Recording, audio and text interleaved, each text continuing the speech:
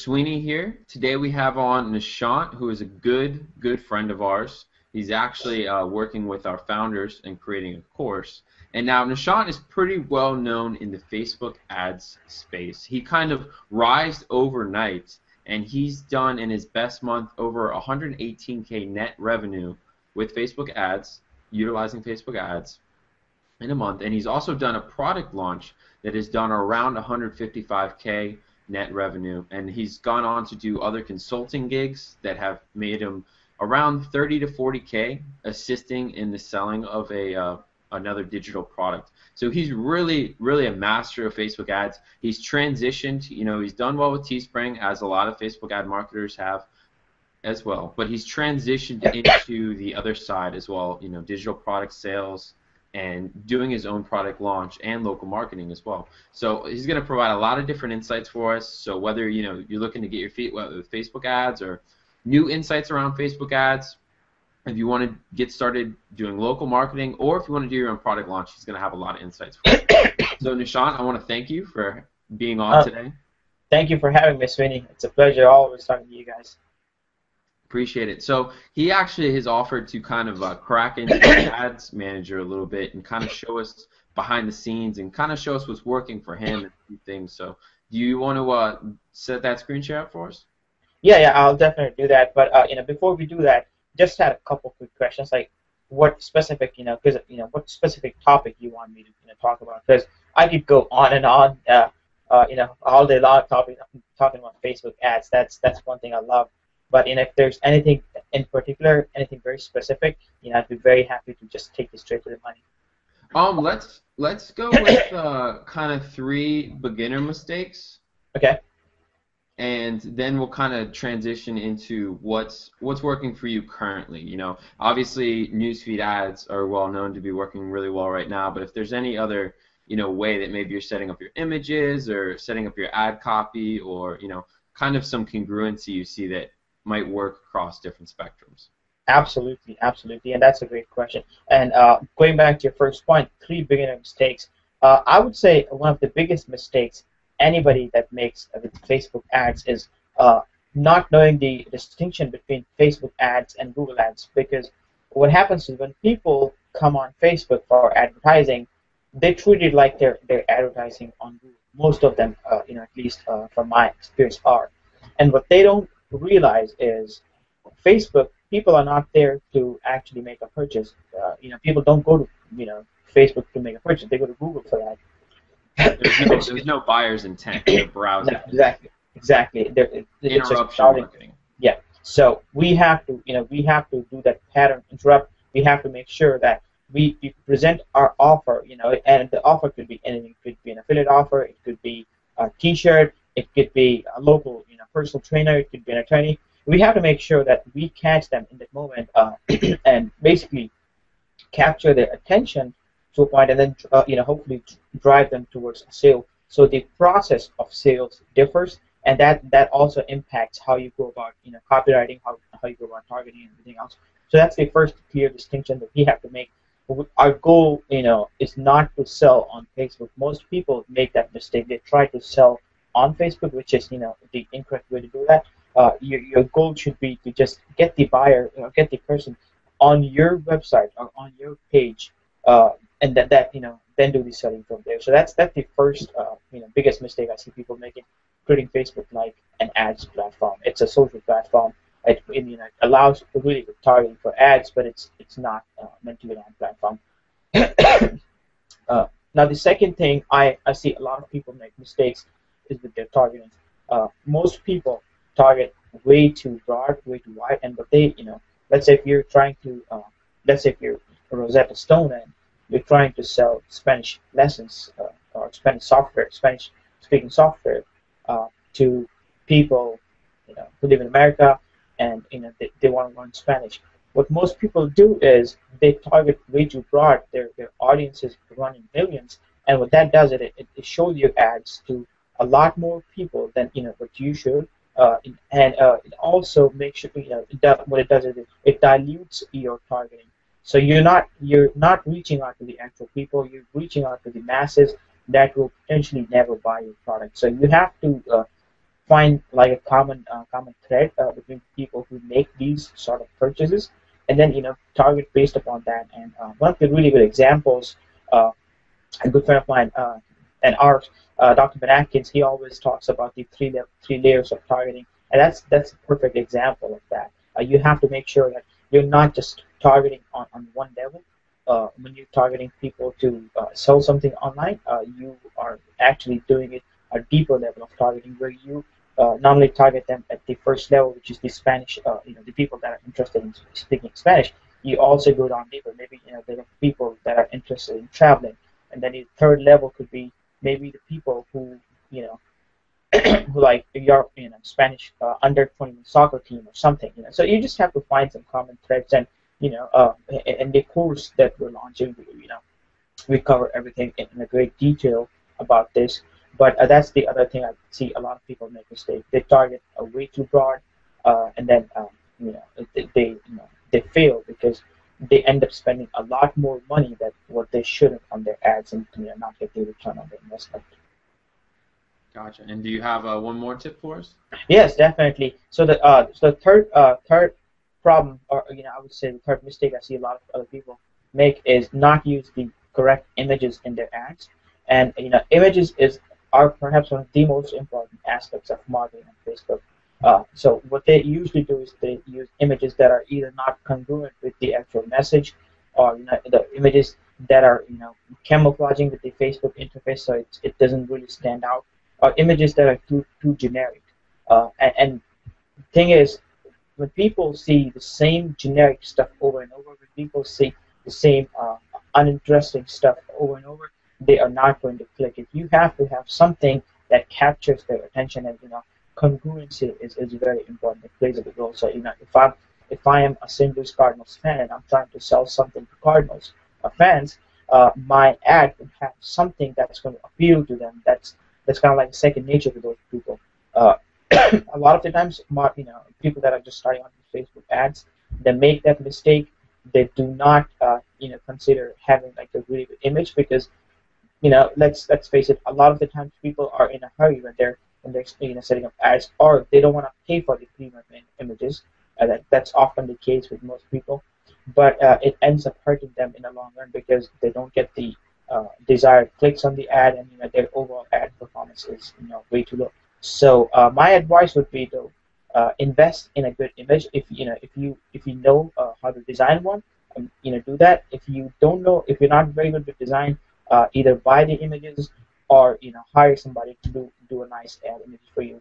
Usually, you could find somebody in Fiverr.com for $5, and they'll create a really good image for you. But you have to make sure that you're not holding yourself prisoner to that image, so to speak.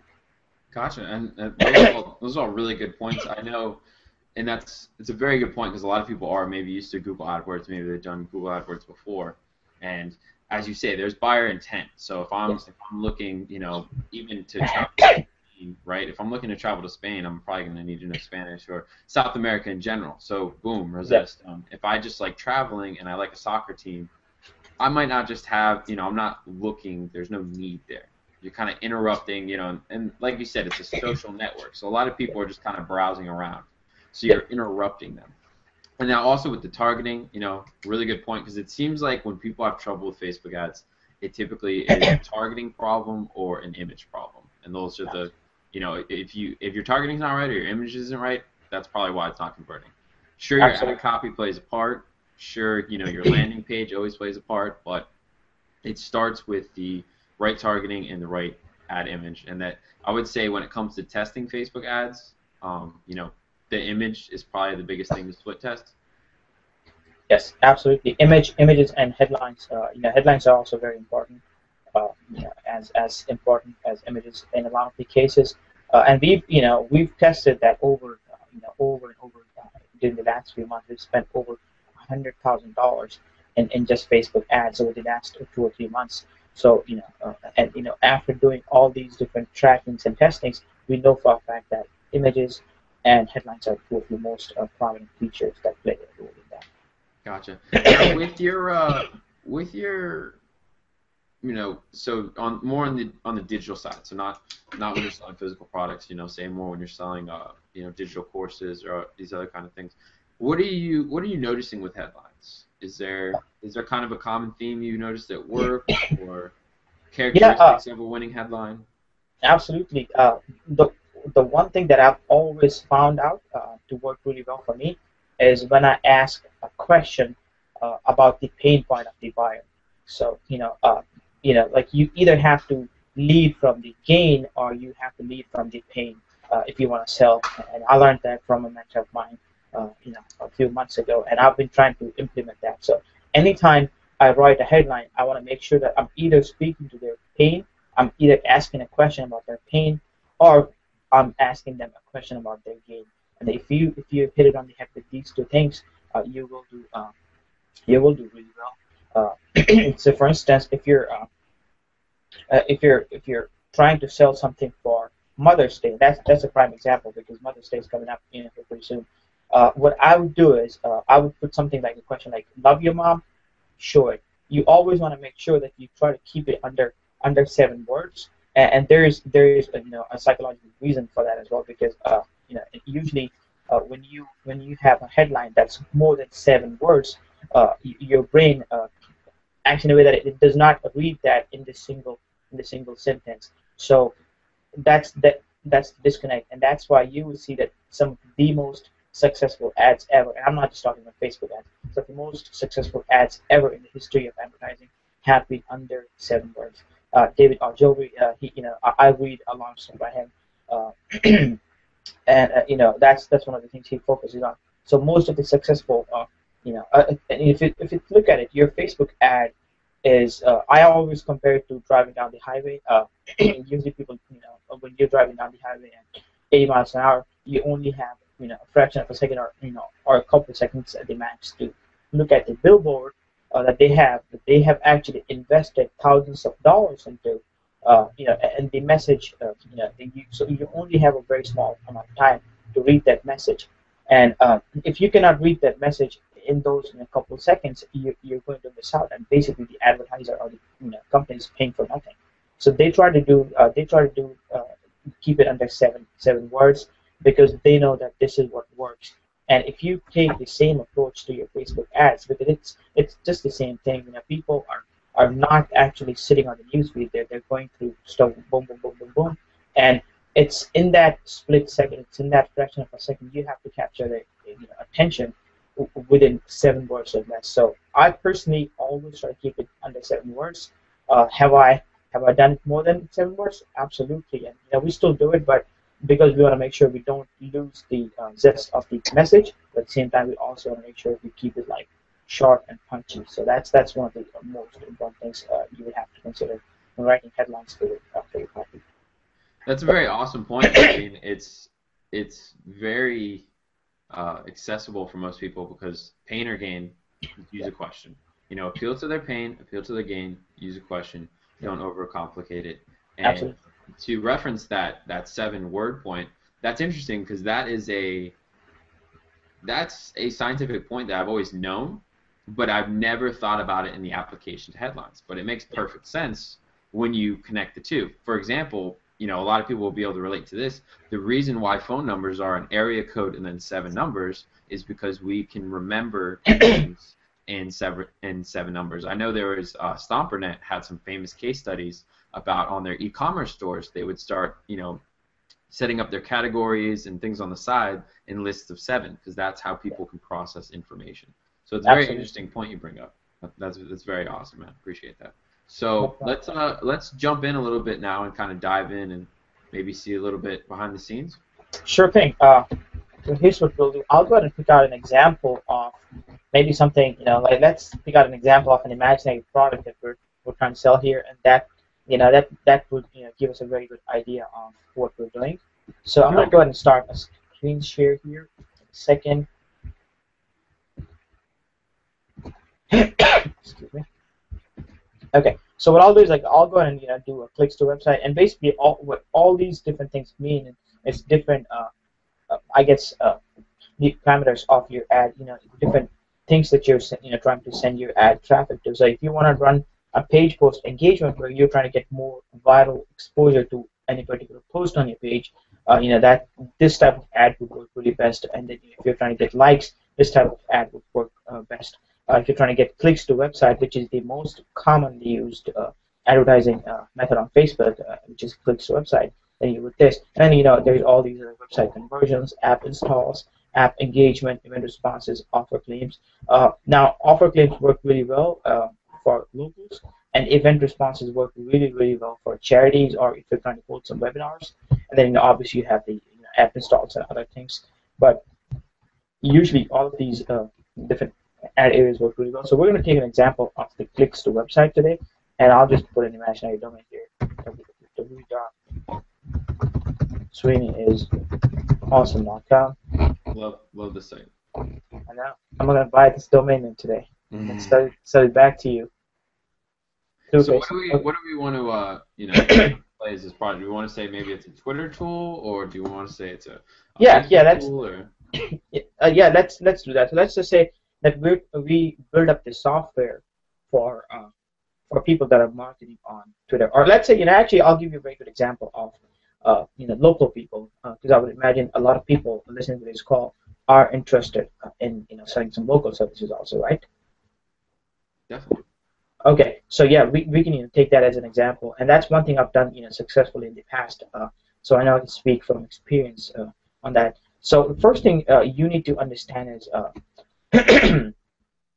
you have to upload an image, and that's where you upload the image. And when you upload the image, you have to make sure that it's congruent, it's speaking to the audience about what they really want. Because I've seen ads that are completely irrelevant. So you may be trying to sell like a local service, and then you have an image of some women in a bikini or something. I mean, yes, that image might get the eyeballs, it might get some clicks, but the purpose is to sell. Purpose is to convert. So you may get some clicks, but you may not get the conversions. And I think for you to be able to get the conversions, you have to keep congruency all throughout your funnels. A lot of people may not think the same way, but I have tested it by spending hundreds of thousands of dollars of my own and my clients. So we know this is something that we're speaking from experience. So what we will do is we'll talk. And that definitely makes sense too, because if you're just, if you're throwing out a completely unrelated image in your ad, it's not going to convert well. Like you're getting their attention using something that's completely unrelated to what you're selling. So you don't want their attention for something unrelated. You only want the people that care. Absolutely, and it also does two more things. What it does, it breaks the trust between you and the person who just visited, because they clicked on something thinking it was something different, or they looked at it thinking it was something different. And now that they're on a completely irrelevant web page, so it breaks that trust, and there's that instant disconnect, and that's perhaps one of the most hardest parts to overcome if you're trying to make a sale. And then the second thing is, if you use images like that, you're going to come across as some spammy website, somebody who's dealing with low quality type of services, and most people usually want to stay away from those type of websites. So these two things, they definitely play a big role, and yes, they can get you clicks, but they may not be able to give you the sales, and I think that's what it comes down to. So what we will do is I'll show you how I would target if I'm trying to, let's say, sell some services to chiropractors, for example. So one of the first things, and we're not going to go into more detail about the ads and everything, but we can definitely talk about headline here and text.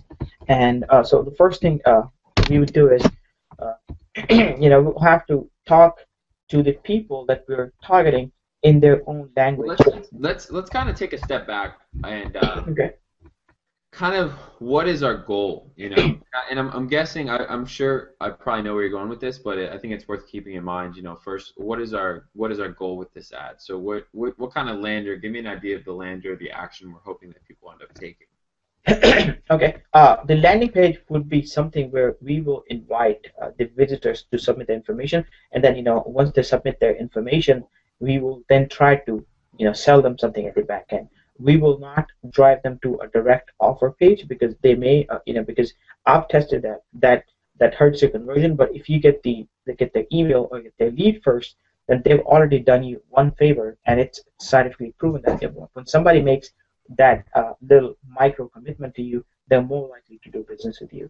So I would say, let's say, for this particular example, we're trying to sell some Facebook marketing services to chiropractors in San Antonio, and that's just an arbitrary example. Okay.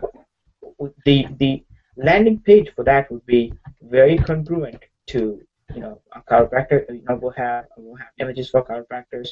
We'll have call to actions that appeal to that type of demographic, high income, educated type of people, less salesy, more premium type of theme, clean type of interface.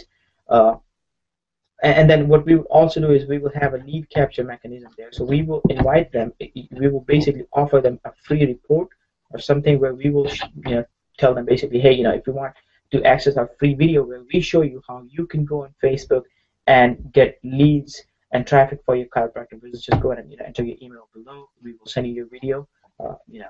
It's completely free of cost. There's no obligation. And then once they opt into that, then at the back end, we will first play the video for a little bit, and then towards the end of that video, we will make a time-sensitive offer. So we'll say, hey, the product that the product is at $297 or whatever, but if you buy it, if you buy it through this page in the next 24 hours or whatever, we will give you access to the course for only $197. So something to basically induce that time-sensitive purchase behavior, and basically to get the urgency going. So we could do that, and then there is literally so many other things that go into a landing page, and we could create an entirely new course on that. But Yeah, no, I definitely hear you on that. I just wanted to, because it's hard to write the ad if you don't know where it's going. So I kind of want people to have an idea in their mind of kind of where the funnel's going. That way they know when you're writing the ad, okay, this is why you might be doing this or that. And also, Absolutely. I mean, a good point about the lander, the micro commitment, that's a very solid point. And if you set up your terms correctly, you can then have all the people that sign up as a custom audience and re-upload that and do that, or you can just do website custom audiences and not even have to worry about that. But Absolutely, that's a great point. That's some higher level stuff. But it sounds like if you go into a lander, especially from what you said, it sounds like it almost converts better. But then you also get the benefit of being able to email market to them, or custom audience market to them, and do some of these. Absolutely. And if you are using a tool like DataReach, then you're going to pull some more information, some analytics, and I don't know how much chiropractors might have in common, but hey, you never know until you start pulling the data. Absolutely, and you'll be surprised, the kind of data you can pull out from DataReach. And I've used it, so I know this is something that every marketer should have.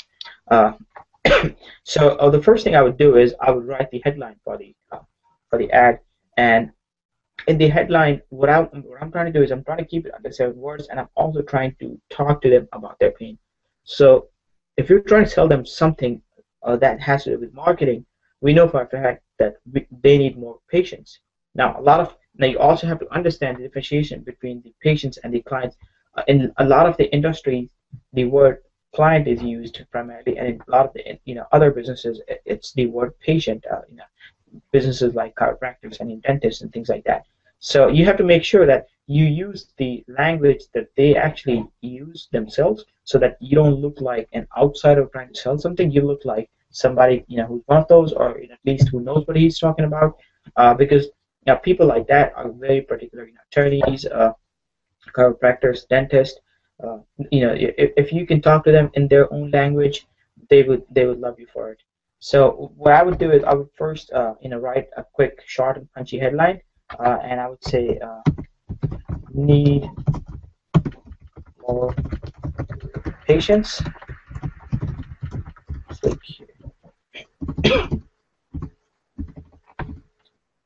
Okay. So now that I can, because we're trying to set up this ad from the ads manager and not from the actual Power Editor, it will only allow us to use up to 25 and like use the right hand side. And this is an example of a right hand side ad. This is not a newsfeed ad. We can show you the newsfeed ad as well. So what we will do is we will write need patients. Click here.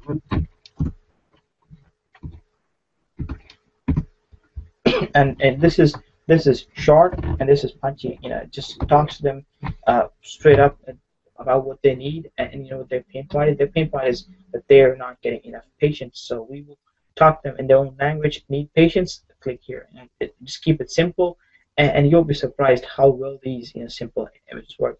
And then in the text we will do a little more description. We will say.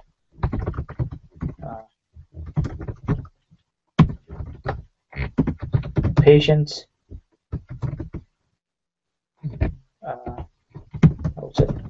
patient leads available for San Antonio chiropractors.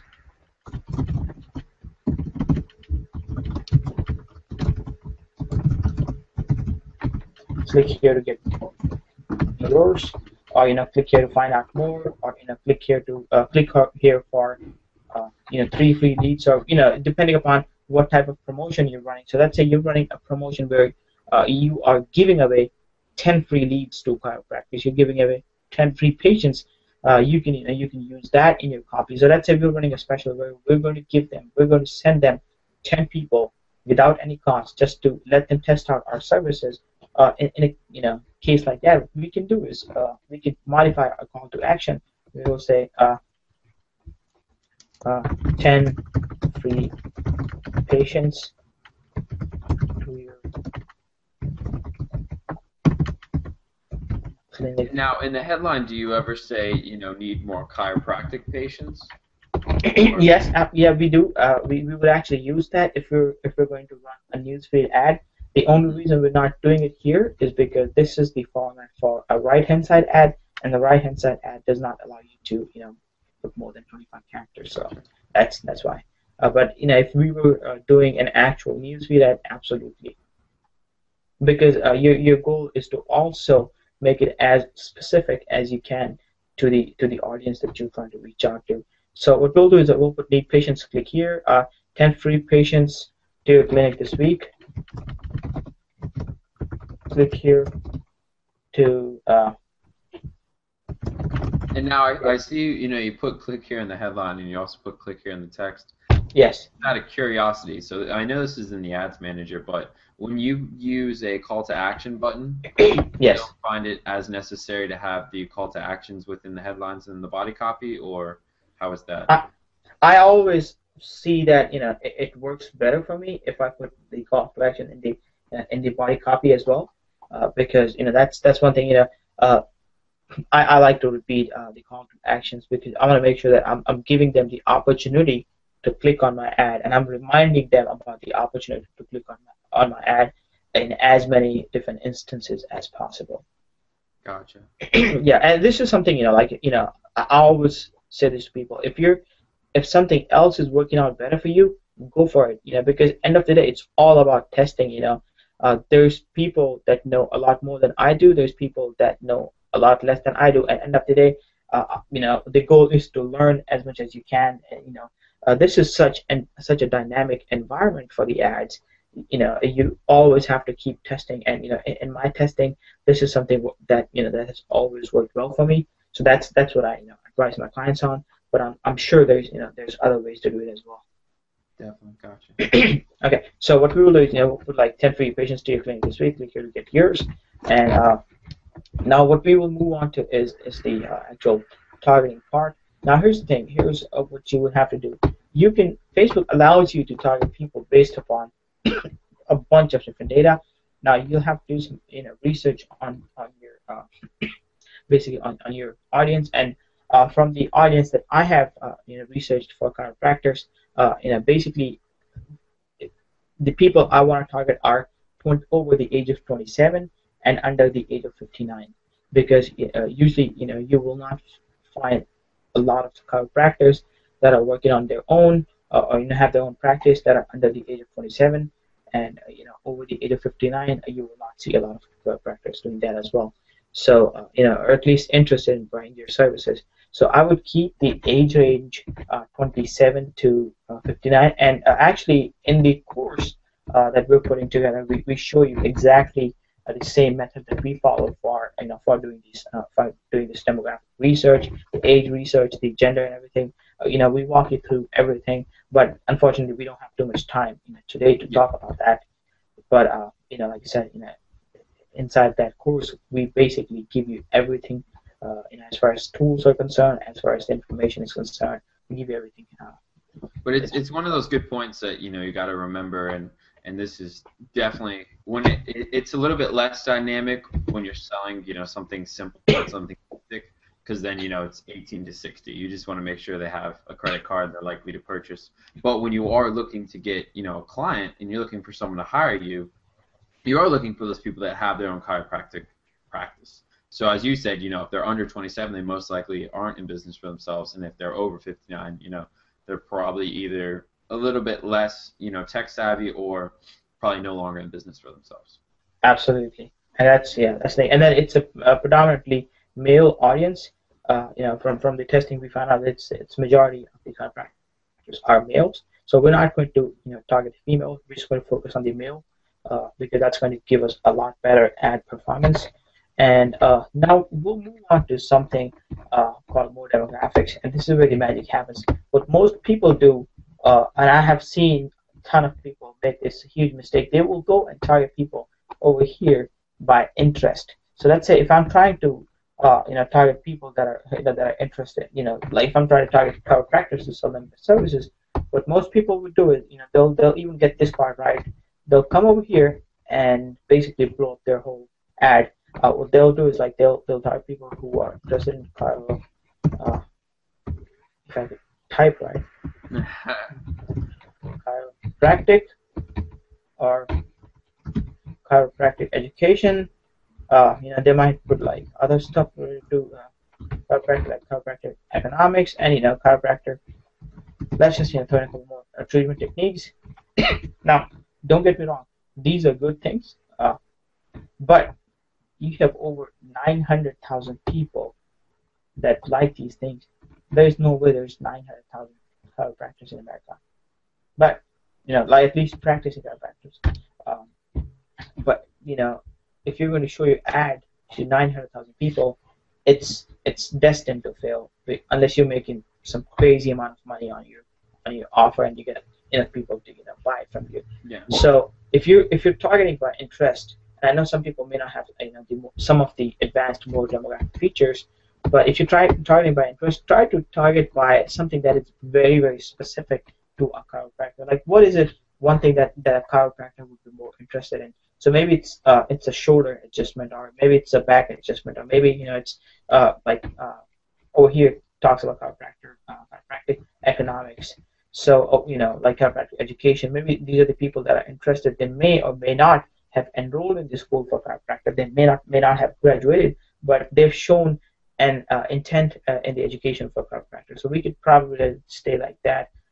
Chiropractic treatment techniques would probably be my best bet, because if somebody is reading about or has shown interest in chiropractic treatment techniques, more than likely, they have to be licensed to chiropractor. So I'm going to remove that first one, and then now if you see, it leaves you with an audience of only 28,000 people, which is a lot more realistic and it's a lot more refined. So we've already eliminated the first barrier, the first major hurdle in having a successful ad.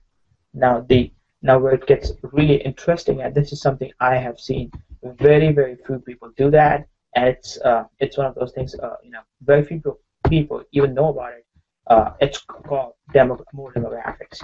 So what I personally do is, if I were to target these people by more demographics, I would focus on two major things. I would focus on their education and I would focus on their work. So if I'm focusing on their education, I would do fields of study. And then in the field of study, you could put doctor of their practice.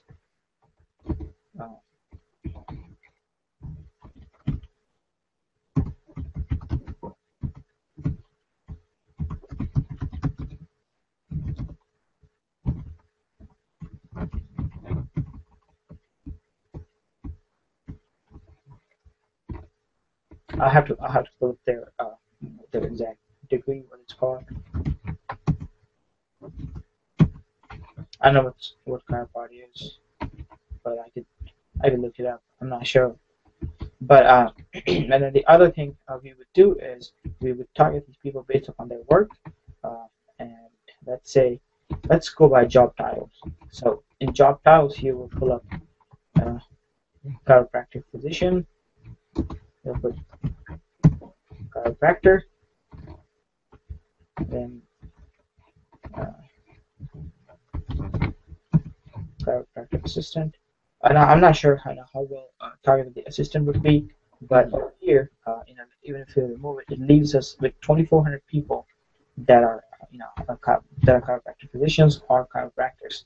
And I'm sure there's, a lot of other different keywords that we could target just for this example purposes. Let's just say, there's only two, that we're going to use. Now, these people are perhaps one of the most targeted people you could find for this particular type of service offering, because they have they're not only fitting this criteria of age 27 to 59 gentlemen, they also have identified themselves on Facebook as a chiropractic physician and a chiropractor, and that means that they're not only fitting the profile, they also are advanced enough, and they're also tech savvy, so to speak, enough to actually go on Facebook, tell people, hey, this is who I am. Because a lot of people, they don't mention their business, or they don't mention what they do on Facebook. But if somebody's doing that, that means that they're taking a lot of pride in it, and they've taken time and effort into making sure that they've identified themselves as a chiropractor. So it's easier to sell to those people that already see a value in something. It'll be easier for you to sell to these people instead of selling to somebody who doesn't believe in Facebook, or who doesn't even have a Facebook account, or who hasn't even identified himself as a chiropractor on Facebook for a variety of reasons. So I think that's how telling the guy who identifies himself as a chiropractor on Facebook that you can help him do better in Google local search results, or better with his Google reviews, or do better on Facebook running Facebook ads, is gonna get it. And it's a lot easier to sell to people that already get it compared to someone who just barely, it doesn't even list that on Facebook, and because then you almost have to convince them that the internet's a good idea, and absolutely that's a much bigger battle. I mean, it's kind of like if I had say a pre-workout supplement or something like that, and I'm trying to sell it to someone who doesn't even work out. I have to convince them that working out's a good idea, and then convince them that a pre-workout's a good idea. That's not going to happen. Absolutely, that is a great point. Yeah, so that's how I usually target, and because the targeting is so advanced, because the targeting is so specific, you may not have a big enough audience, but what you have is a very, very highly targeted audience. So like I said, and I do a lot of different stuff, and anytime I can get this potential reach over 1,000, I go for it, because I know that I'm gonna convert very well. I'm gonna get a lot of clicks. I'm going to do really well with my ads. So just because this number is not some huge crazy like 2 million or 200,000, don't worry about it. This is actually better if you have a smaller number, because that means that you're only reaching out to people who are your ideal customers.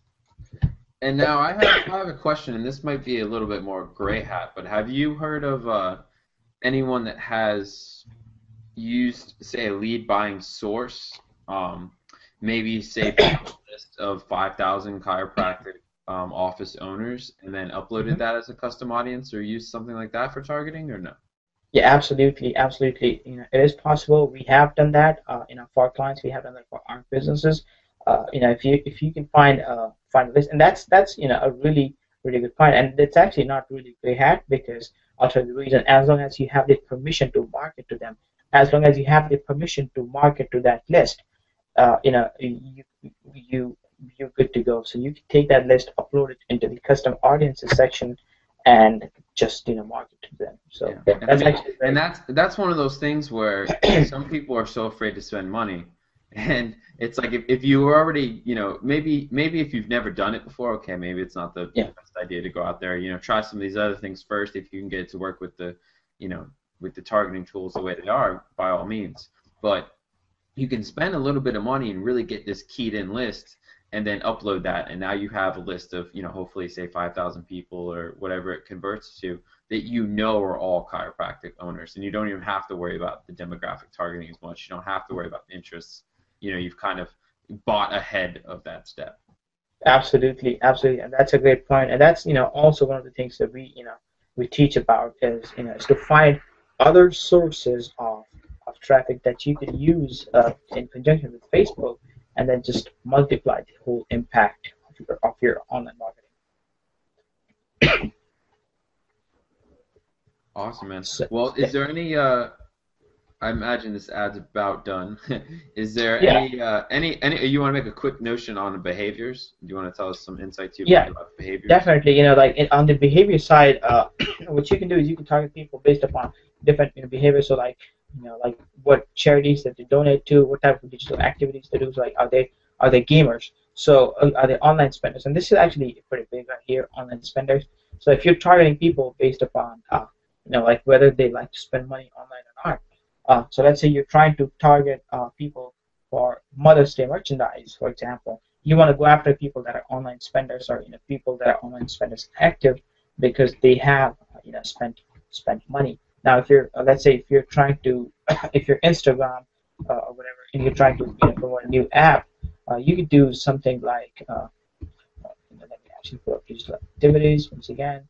Over here it says photo uploaders, and but this is basically people that upload photos to Facebook. So obviously those are the people that are more interested in apps like Instagram. So if you have a image app or something similar coming out, those are the people you target. So I'm actually going to go ahead and use here.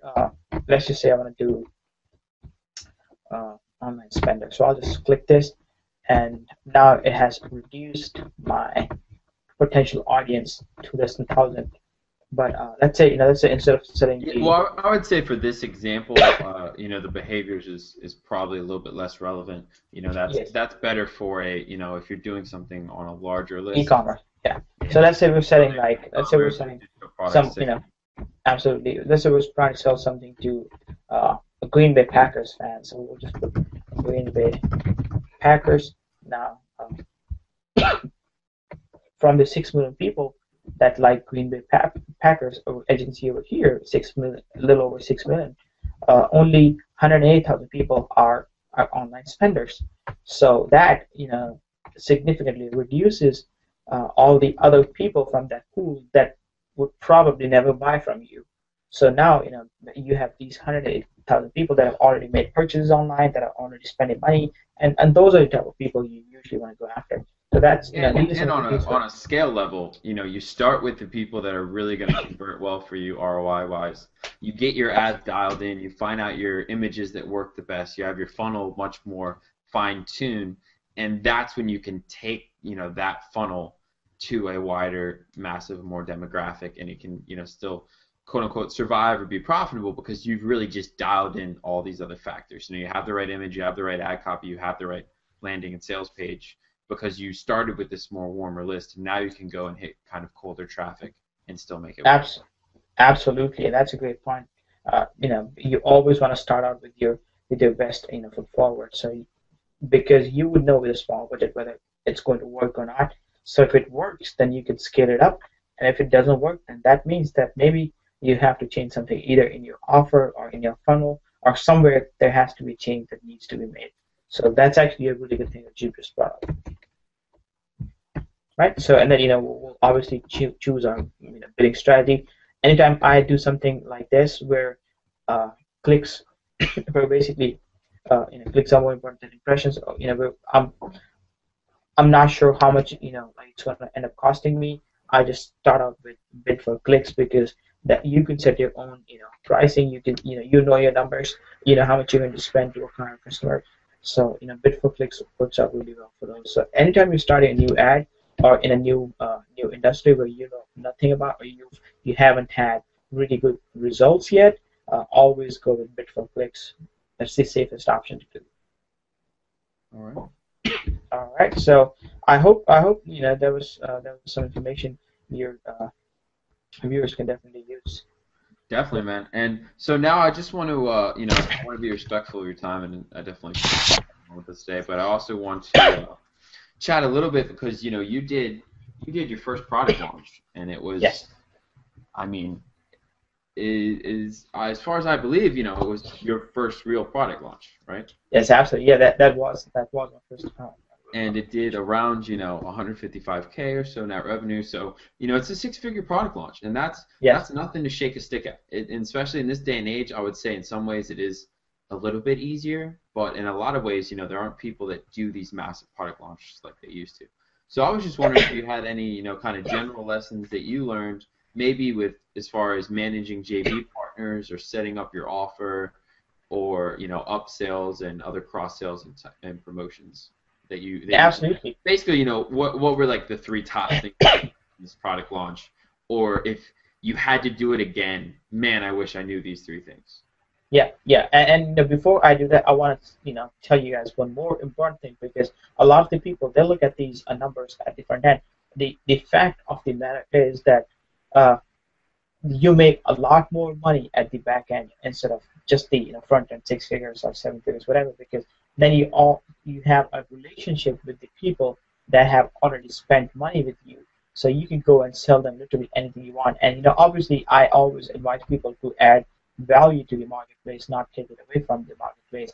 And as long as you're going to do that, you're going to do really, really well. And just to give you an example, in about a month and a half since we launched our product, we have done over $60,000 in just net revenue for us, just through that list of people that purchase our products. So that 150 now becomes 210, or over $200,000. We've sold over $150,000 in just affiliate products, just using the same email list that we built from our launch. So a lot of the people, they may not realize it, but the value is actually at the back end. But I'll show you, what we did. I'll tell you guys about what we did for the launch. We wanted first to make sure that we have a good product, uh, because if you have a very generic product, then you're just competing with everybody else. I like to call it sell them the shovel approach. And basically, when everybody was trying to mine for gold in California, the guy who made the most money without doing the least amount of work was the guy who was selling them the shovels. So, when Teespring came along and everybody was trying to make money, just selling stuff on Teespring, I just came up with this idea of selling them the shovels, and hey, give them something that's actually going to help them sell more on Teespring. So, trying to like compete against them. So, we came out with this course, and everybody loved it, and so, because we had a product that was really and truly adding to the marketplace. Now, we didn't know any JVs at all before that.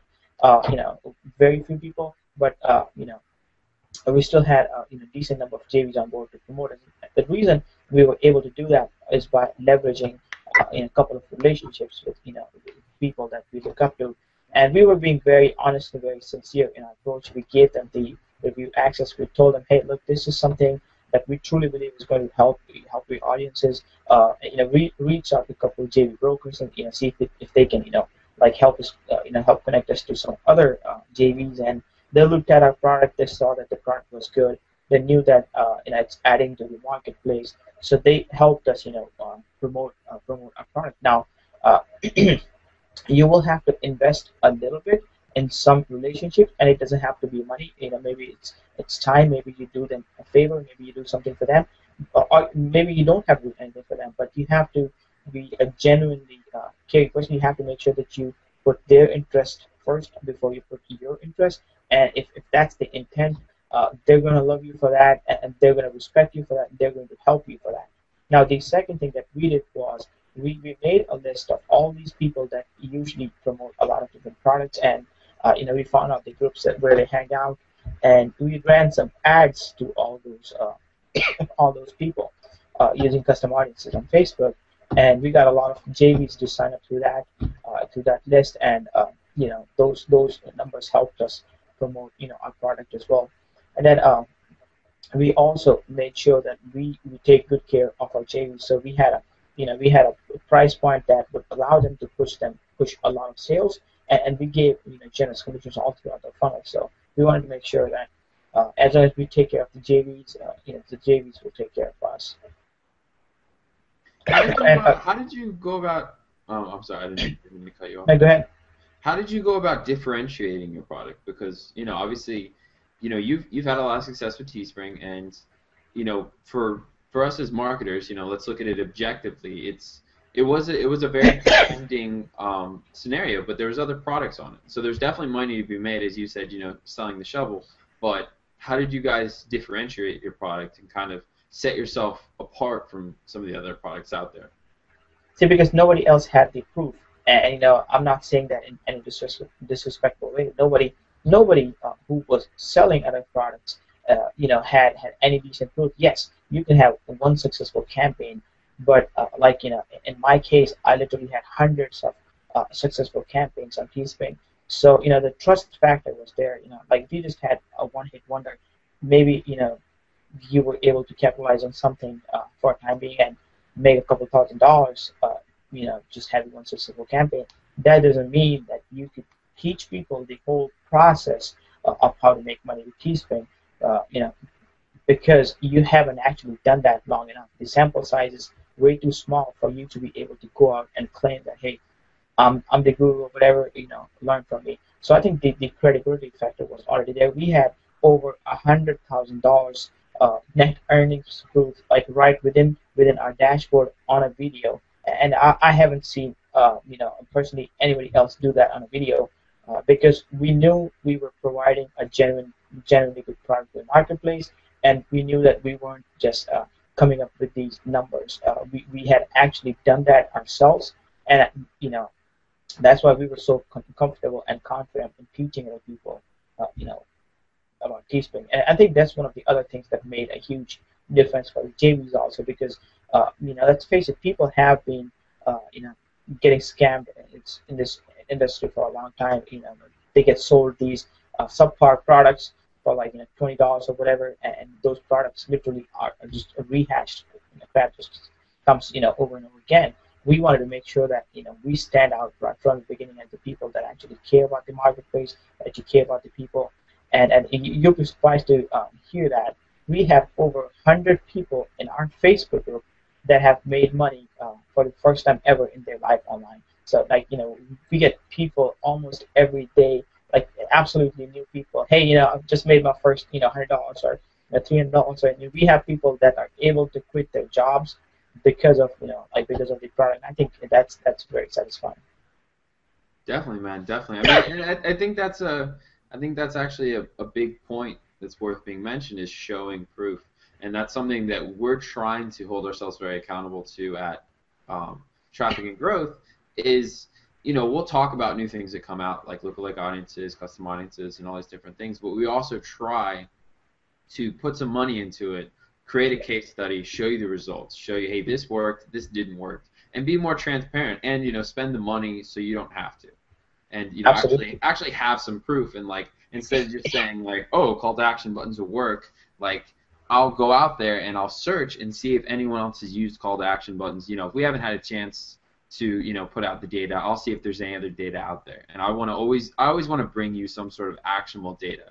Even when I post an update about any new Facebook feature, I go to the Facebook blog, I go to some of these other Facebook blogs, and I see if anyone has reported any data. Because that's what matters more. The proof sells the pudding, right? Yeah, you have to be accountable and you have to be transparent with people, because this is my philosophy. I know that if I'm honest with people, they would appreciate that, and they would in turn do more business with me. So it's kind of like self-serving objective, because if basically you look out for me and I'll look out for you. And, you be honest with me, I'll be honest with you. And I think that's how at least I believe it should be. And that approach has worked really well for myself and a couple of the people that I personally know. Gotcha. And so that's a pretty good point, just the proof factor, and that's how you guys differentiate yourself. Was there any other things you learned from the product launch, as far as maybe the funnel or creating upsells or after the fact? Absolutely, yeah, yeah. And I wish we would have put some a higher ticket product at the back end because our product was $27 and 67, during the launch, and then it went up to $37 and $77 after the 7-day launch was over. But we didn't have any back end product readily available. We promoted other people's products, and that's okay. We've made decent money doing that. But if I could change one thing, I would definitely go back and put a high ticket offer at the back end because people already trust me. They've already seen enough of me. They've seen the proof, and it's going to be a lot easier for me to sell them something right after they've made that purchase. What was your highest ticket? I'm sorry. Uh, I'm sorry. What was the highest ticket product offering you had on the actual? Oh, on the product it was $77. And that But was so that was the front end, or was that was the yes, upsell? yeah, that was the OTO. That was the upsell. So the front end was $27 during the launch phase and $37 after the launch, and then the upsell was $67 during the launch phase, and when the 7-day launch was done, it was $77 after that. Got you.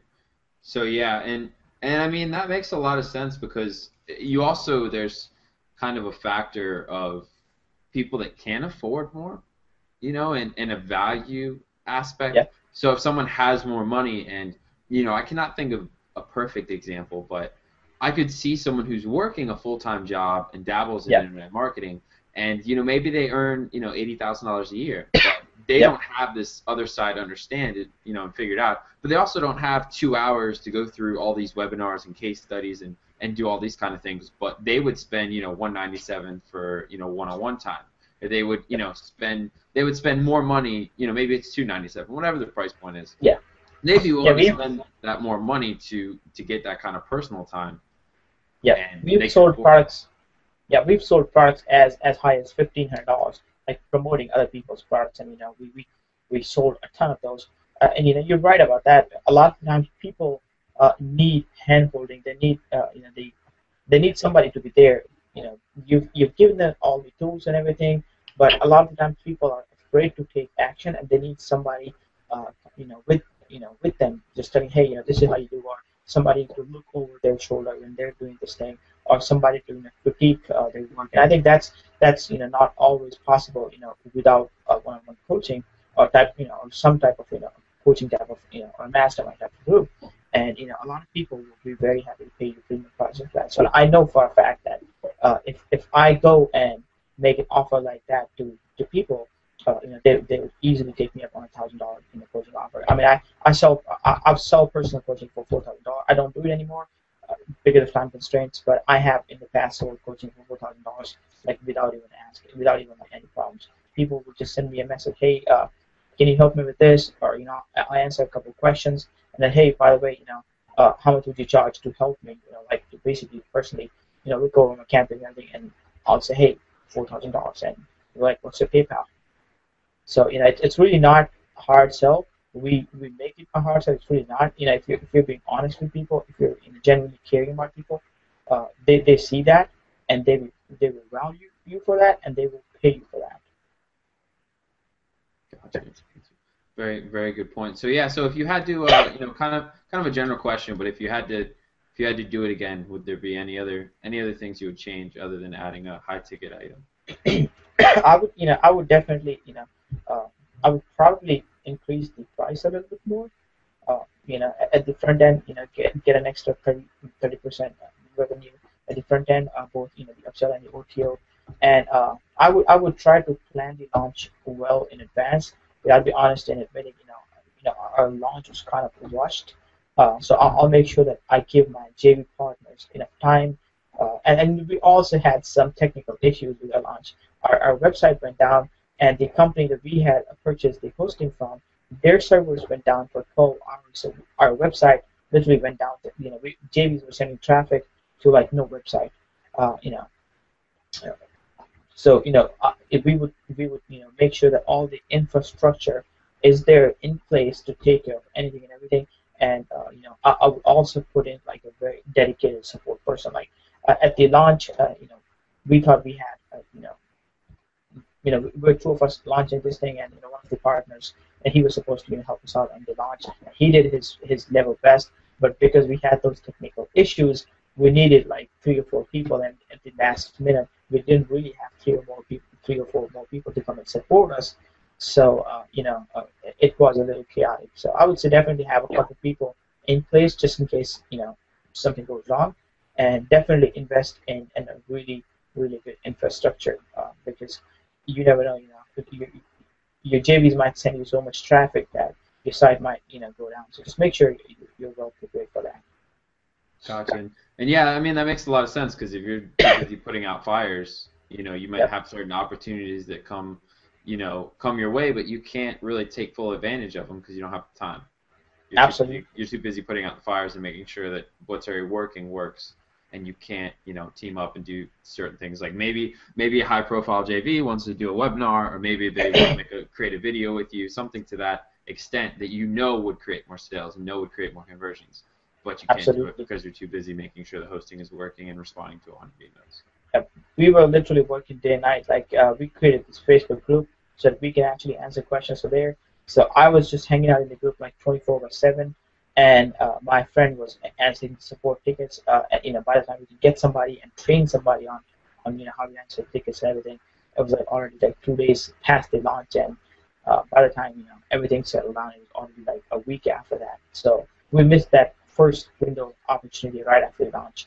So, but end of the day, it's a learning experience. How would you have trained that support person? Would you just had them sit with the product and have really good product knowledge, or yeah we most of the support tickets that came in were for technical issues like, hey, I can access my videos, or I cannot access my software. How do you install this software? So basically, just train them on those different things. Just give them a video link. Okay, somebody asks you this question, this is what you respond back, which is kind of like give them some canned responses, and at the same time also train them on something that's not as generic, that's more specific to the people that are asking questions. Yeah.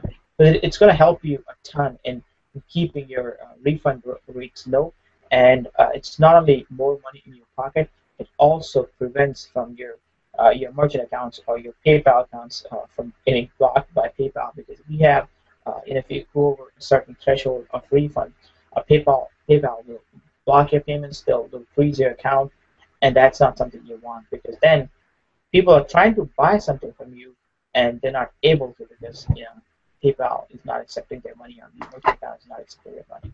That's also, you have to make sure that refunds are not just to put more money in your pocket, they're also there to keep all these troubles from happening. Gotcha. And very last question, then I'll kind of let you go here. Anything you learned as far as trying to recruit more JVs? Was it maybe a personal reach out? There's a certain way you did ads, or what was the? I think it was a whole the overall strategy. Just reach out to as many people as you can, and just be genuinely like helpful to the community. Show them the product. If somebody wants access to the product, just give them the access, and just tell them, hey, this is a really good product. This is really going to help you. Don't make it about money.